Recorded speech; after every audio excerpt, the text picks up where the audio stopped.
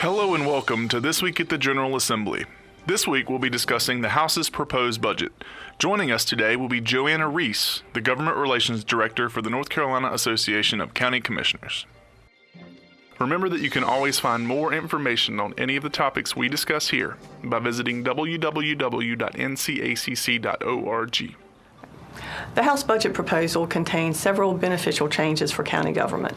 The biggest assistance to counties is an increase of $30 million for mental health and substance abuse programs. This is so important because counties are often the provider of last resort for residents with behavioral health and substance abuse problems. So the budget proposal includes additional community psychiatric beds and crisis care centers across the state.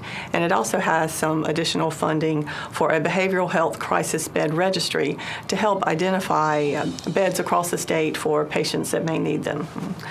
All of this helps keep mental health patients out of emergency rooms, which both frees up the emergency room beds for their physical health purposes. It frees up law enforcement officers who sometimes have to stay at the emergency room to help assist with patients that may not be able to be left alone. And it also, most importantly, puts the mental health patients in a facility where they're going to get the more appropriate and the better assistance for their health, for their needs. The NCACC is proud to announce the Local Government Federal Credit Union Excellence and Innovation Awards Program for 2015. As a premier partner, the LGFCU supports NCACC by sponsoring such events as district meetings, the NC Attorneys and DSS Attorneys Conference, County Assembly Day, Welcome to Your County video programming, and as a conference-wide sponsor for our annual conference. For more information about the program, please visit the website that is on your screen.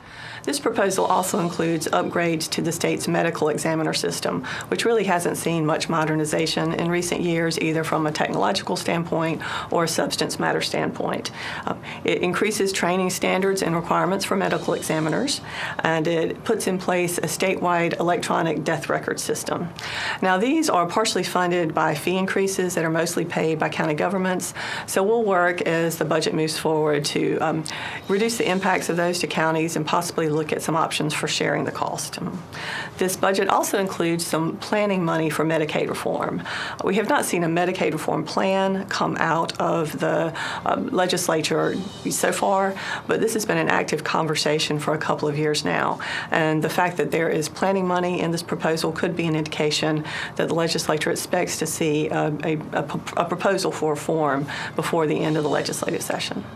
One of the most critical issues for county governments right now is the need for assistance in economic development. This is particularly true in some of our less populous areas of the state, which may not have seen the effects of the recovery as quickly as some of the other areas of the state. So this proposal includes some additional economic development funding, including job retention funding and some rural economic development grants.